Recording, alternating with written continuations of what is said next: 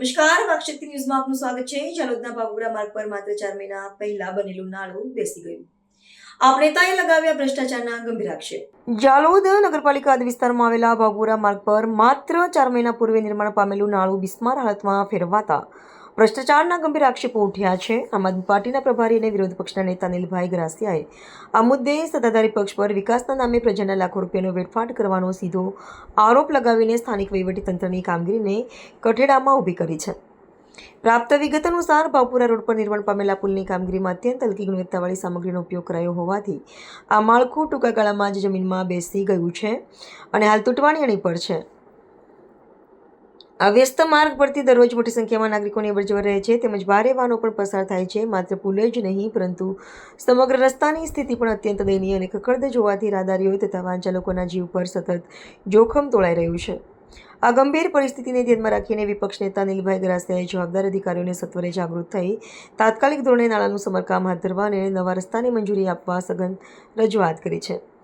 તદુપરાંત વહીવટીતંત્રને સ્પષ્ટ ચીમકી આપવામાં આવી છે કે જો નબળી કામગીરીના પરિણામે ભવિષ્યમાં કોઈ મોટી દુર્ઘટના સર્જાશે કે જાનહાનિ થશે તો આમ આદમી પાર્ટી દ્વારા સડક પર ઉતરીને જલદ આંદોલન અને ઉગ્ર વિરોધ પ્રદર્શન કરવામાં આવશે। આજે જાલોદ નગરપાલિકાનો આજે ભાવપુરા તરફ જતો રસ્તો છે।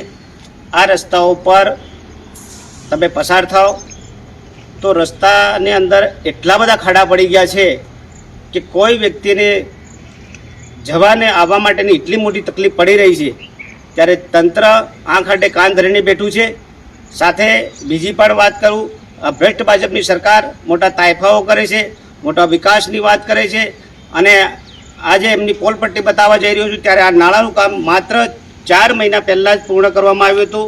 આજે આ નાળાનું કામ પૂર્ણ થતાની સાથે જ આ નાળું આજે બેસી ગયું છે। ત્યારે મારે તંત્રને કહેવું છે, જવાબદાર અધિકારીઓને પણ કહેવું છે કે આના ઉપર ધ્યાન આપવામાં આવે અને આ જે રસ્તાઓ પર પણ ઘણા બધા જે ખાડાઓ પડેલા છે આ ખાડાઓને તાત્કાલિક ધોરણે સમારકામ કરવામાં આવે અને ટૂંક સમયની અંદર આ રોડ કરવામાં આવે।